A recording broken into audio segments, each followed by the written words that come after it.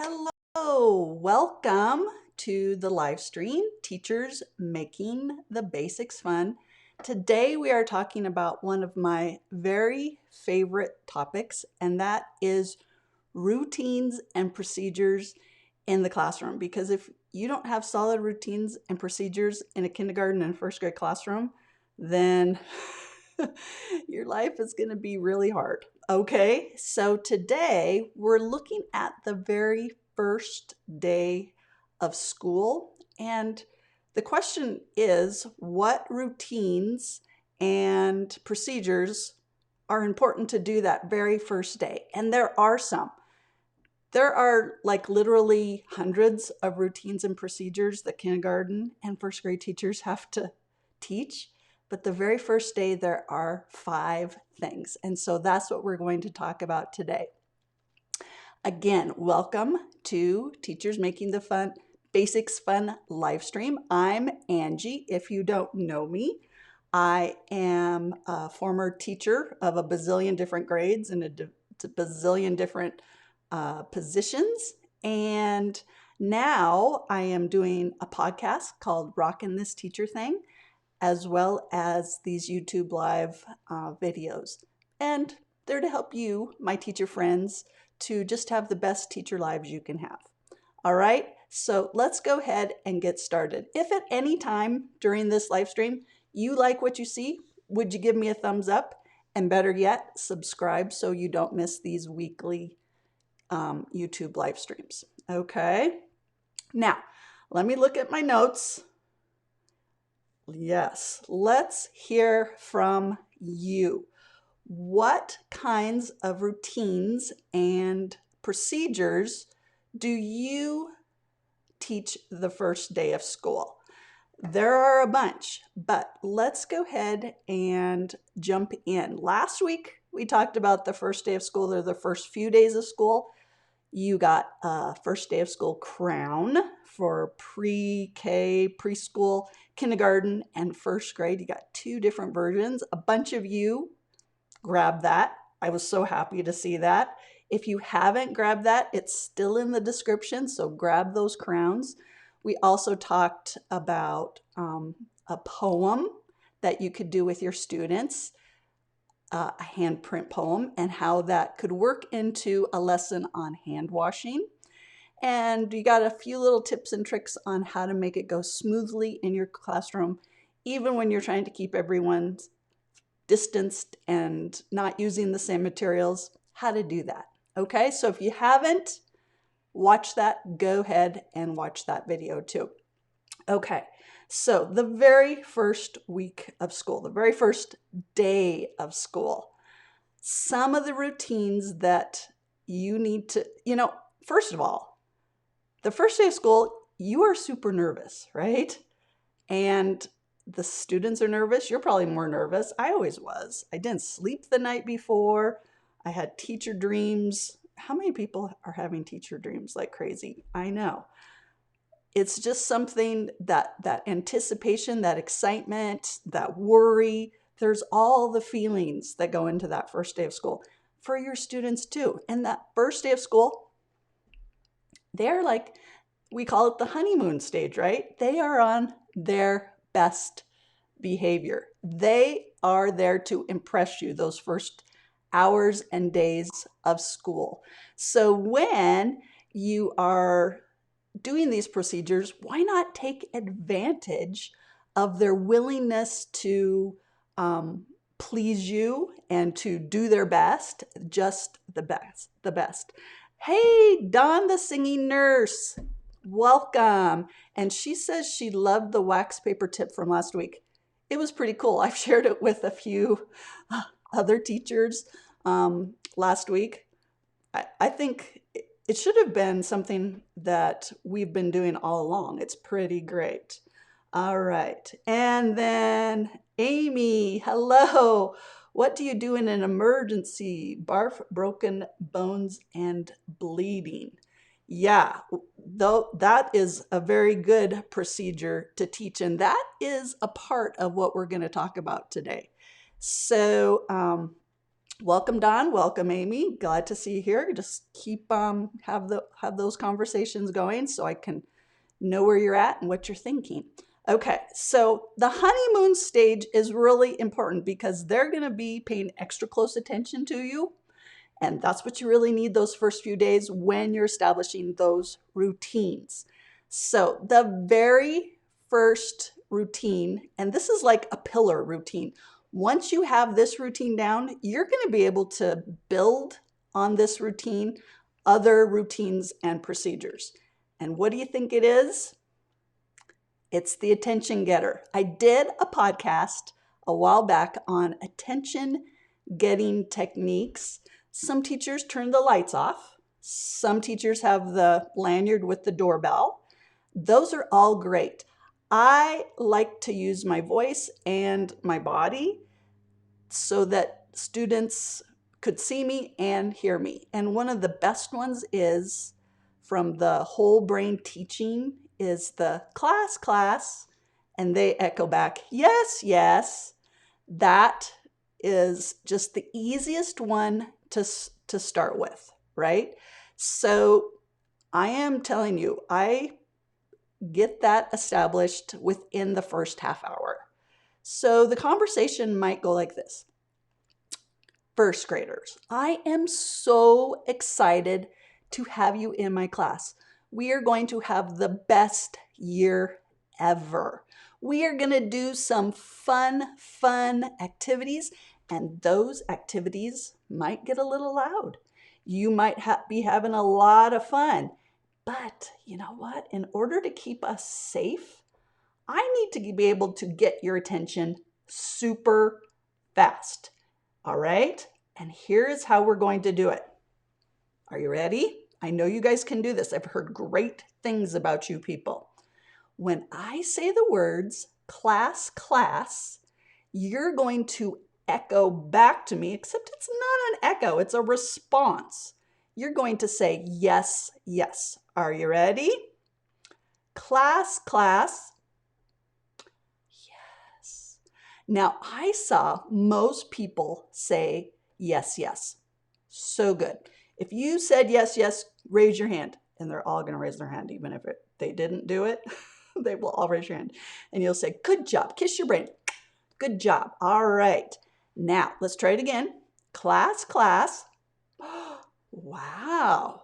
I even saw some people looking at me. So if you respond with your voice and you respond with your body, you are doing it just right. Should we try it? Class. How many people did it just right?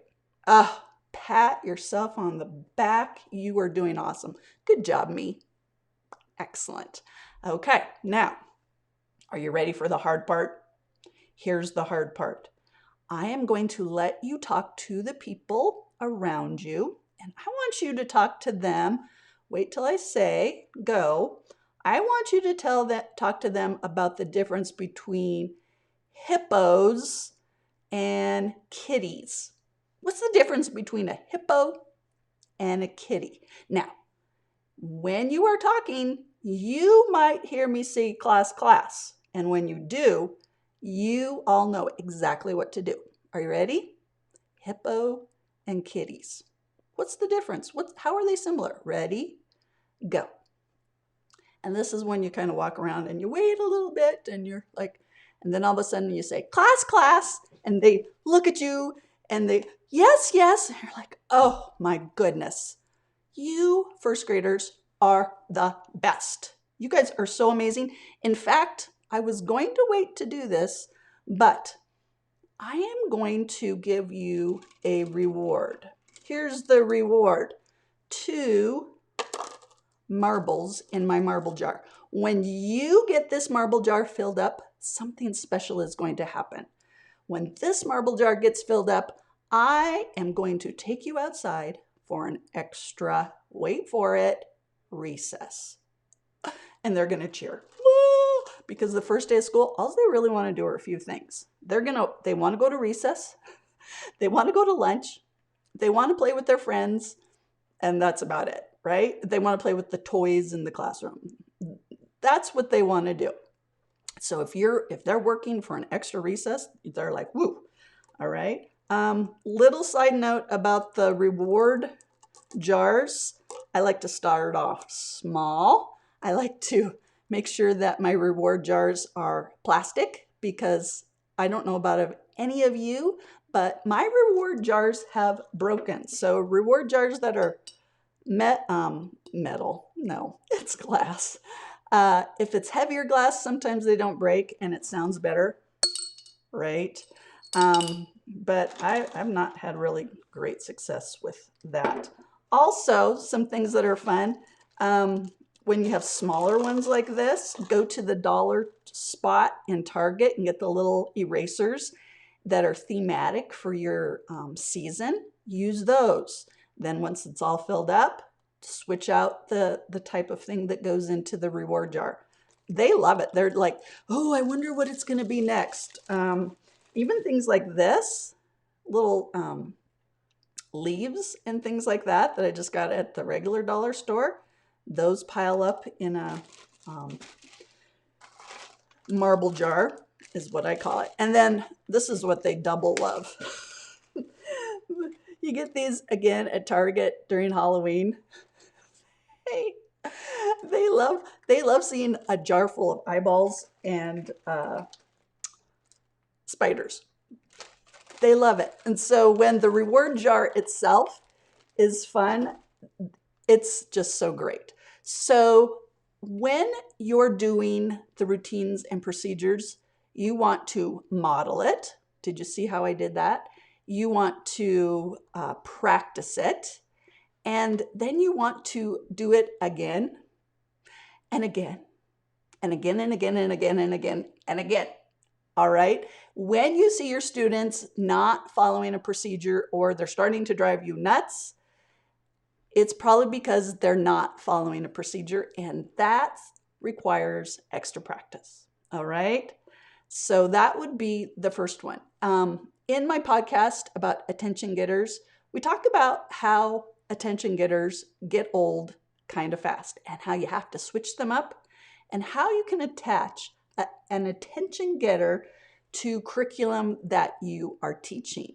So if you're teaching some vocabulary in your classroom, you can attach it to that. You can say, oh, we're talking about, I can't even think of anything right now. Let's do just letter sounds. When I say M, you say M, all right? M, and then they respond back. So there's easy ways to get that curriculum in, even with your attention getters. Great, Don. I'm so glad that that is resonating with you. Attention getters, so important. Okay, next routine and procedure that you want to do with your students after you have that attention getter all solidified, because it is the cornerstone.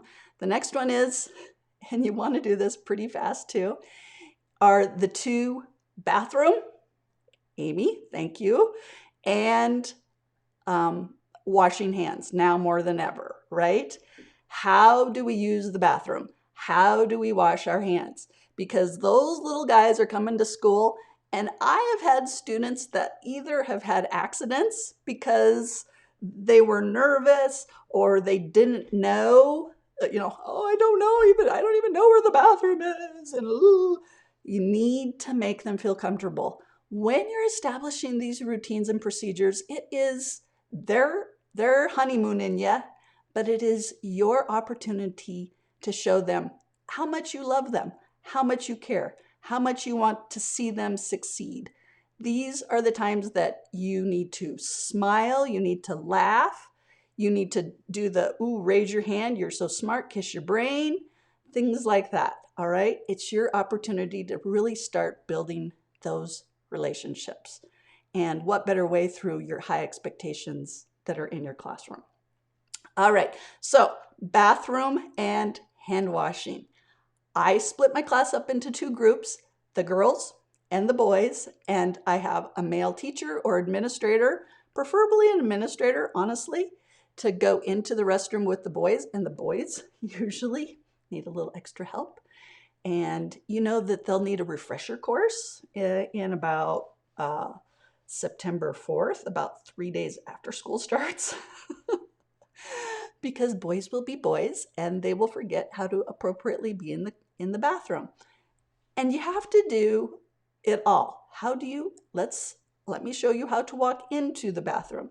Let me show you how to go into the stall. Let me show you how to have only one person in the stall. Let me show you how to not look underneath the stall. Let me show you how to not to be in the stall appropriately. And honestly, I do a lot of knots during this time because they'll say like, well, you didn't say anything about standing on the toilet and peeking over.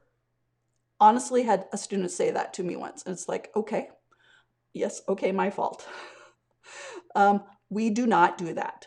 This is a public restroom. When you're in here, many people will probably be using this facility and they will need their privacy. Every human wants privacy when they are using the restroom.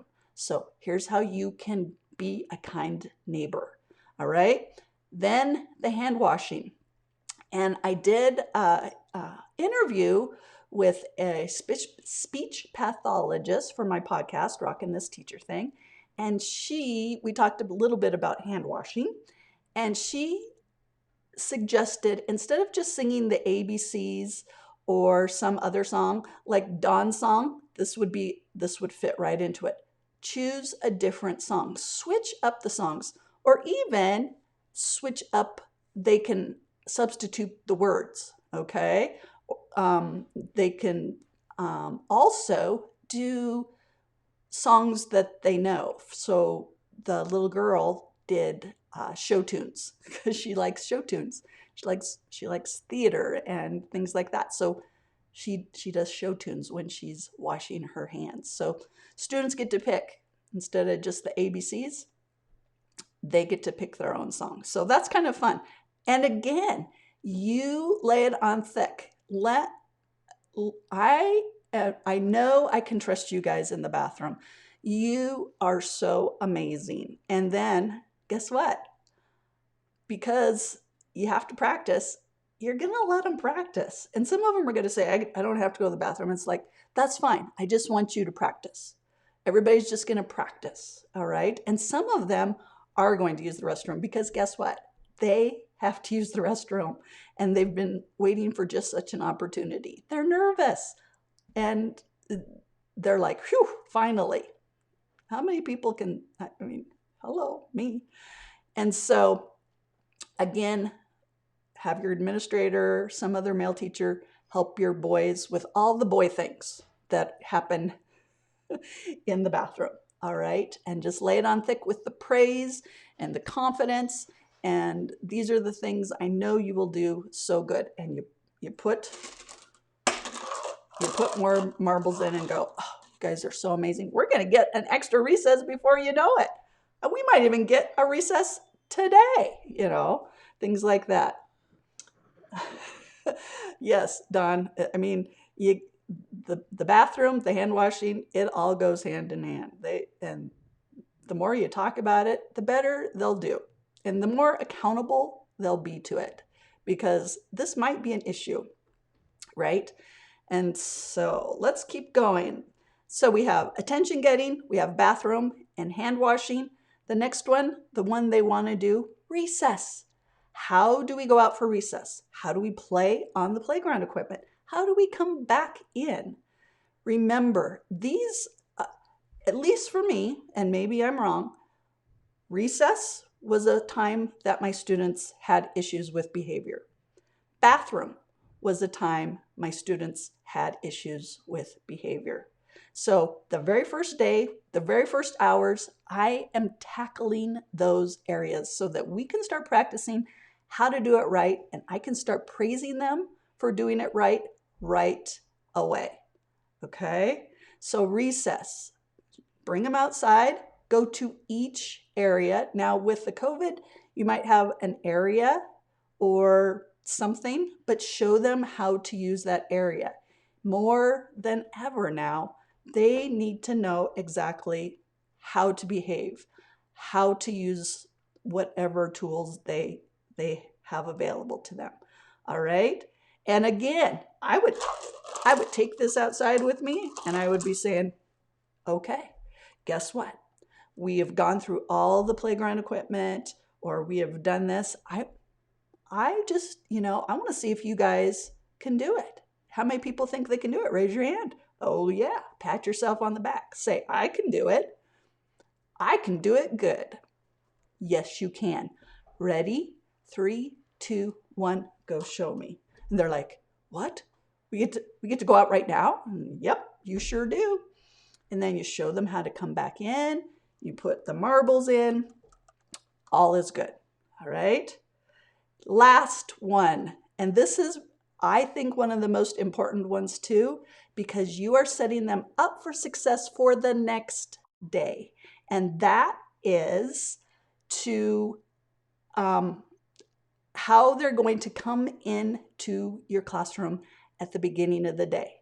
And the way I do this is I say, okay, everybody, grab your stuff out of the closet, grab your stuff, let's go out. And I would walk them through. First, you're going to walk through this door. Somebody's going to take your temperature.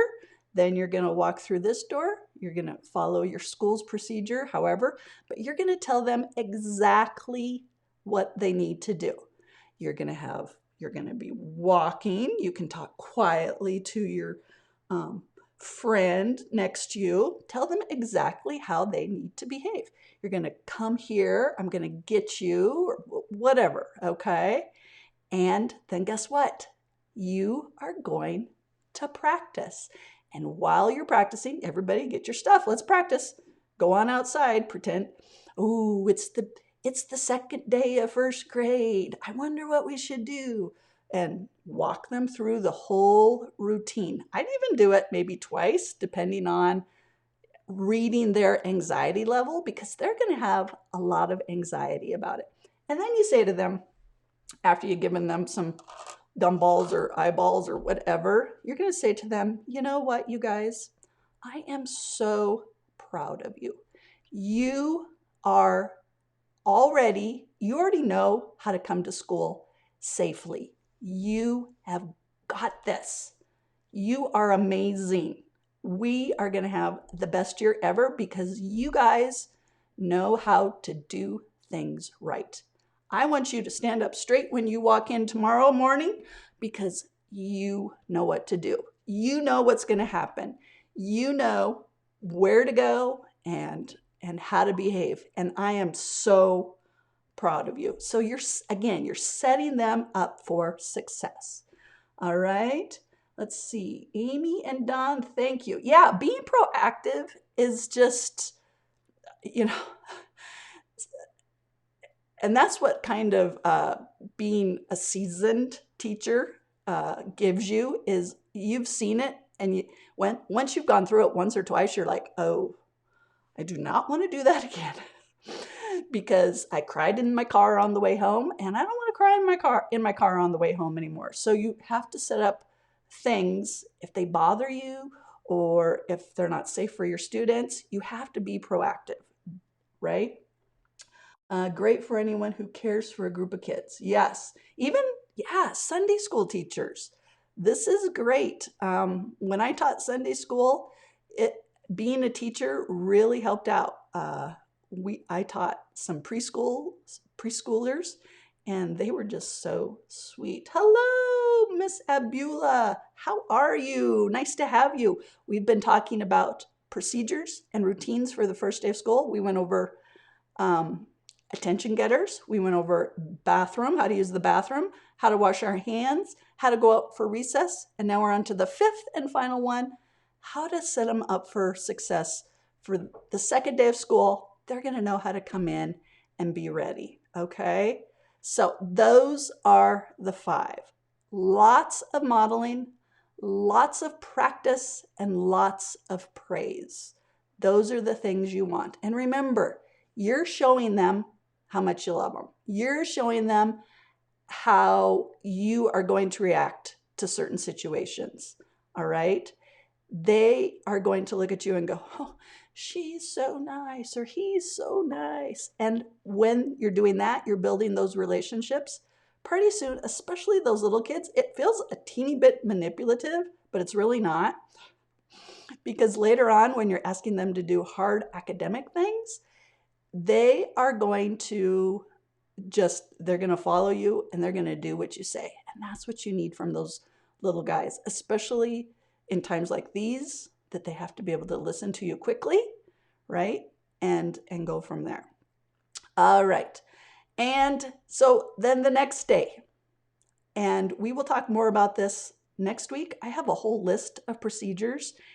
The next one, Amy, is what to do in an emergency. Hopefully that first day, no one has an emergency, although you know how it goes. What to do in an emergency and how to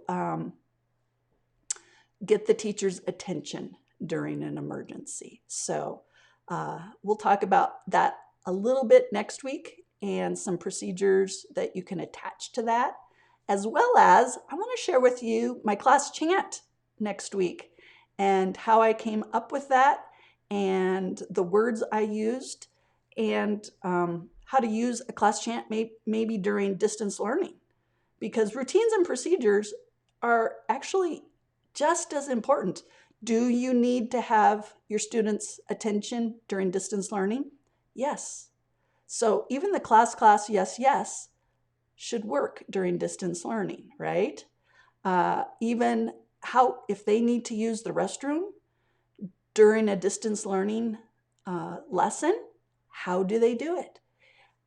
Washing hands, although not super critical for the distance learning lesson, super important life lesson. And then lastly, recess. Do they need breaks during the day? Sure. What are some breaks that they can take during distance learning? What does that look like? And last, beginning of the day. How do they start their day? During distance learning, they still should be getting up at the same time, right? They still should be logging on and having a routine every single day. All right. Okay. Any other questions or comments? Go ahead and put them out. Great. Oh, I just love you guys chatting it up in the chat box. That is so awesome. Super good. All right. So if you have not already subscribed, please subscribe and we'll get your notifications out to you. So make sure you do the notifications. Again, you can find me at all the places, and I hope you do. Come on over to my podcast. All right. Until next time, remember how just amazing you are. Remember how your gifts and your talents are just what you need right now during this time. It is no accident that you are where you are right now. So I am proud of you. You are my hero. I'll see you next week. All righty. Talk to you later. Bye-bye.